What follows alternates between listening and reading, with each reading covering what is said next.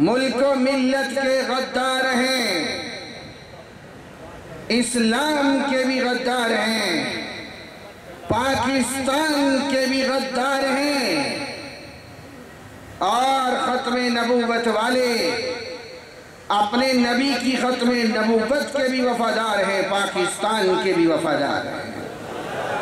کہو الحمدللہ۔ آج اگر آپ کا یہی ذوق باقی رہا تو میں آپ کے سامنے قادیانیت اور اس کے ماننے والوں کی تاریخ ساز ذلت بیان کروں گا اور بتاؤں گا کہ عزت کے جھونکے، عزتوں کی بلندیاں گنبد خضرا سے آیا کرتی ہیں، مغربی ممالک سے نہیں۔ اور قادیانیوں کی ذلت پہلے دن سے ان کی پیشانی پہ لکھی جا چکی ہے۔ میں آج کے اس جمع غفیر سے، اور مجھے پتا ہے کہ مجھے آپ سے زیادہ توجہ سے قادیانی سن رہے ہیں، میں ان اکابر کی موجودگی میں، حضرت پوپلزئی صاحب دامت برکاتہم کی موجودگی میں ان قادیانیوں کو دعوت اسلام دیتا ہوں۔ آ جاؤ، واپس آ جاؤ، اللہ کی قسم تمہیں مرزے نے دھوکے میں رکھا ہے۔ آؤ، عزتیں چاہتے ہو دنیا اور آخرت کی، میرے نبی کی غلامی میں آ جاؤ۔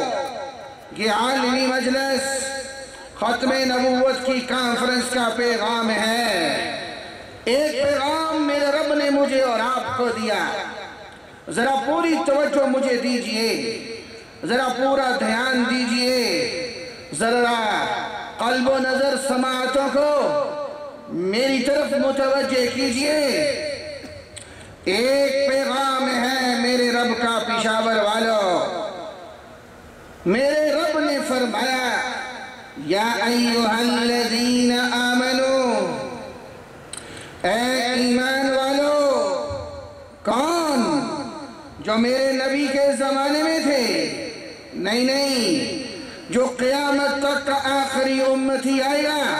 نہیں، صرف وہ نہیں جو صحابی ہیں، نہیں جو صرف عربی ہیں، نہیں جو عجمی ہیں وہ بھی ہیں، جو عربی ہیں وہ بھی ہیں، جو 1400 سال پہلے تھے حکم ان کو بھی ہے، جو 1450 سال بعد میں آئے حکم ان کو بھی ہے۔ وہ عربی ہے، وہ عجمی ہے، وہ آرمی چیف ہے، وہ چیف جسٹس ہے، وہ استاذ ہے، وہ تاجر ہے، وہ عالم ہے، وہ مفتی ہے۔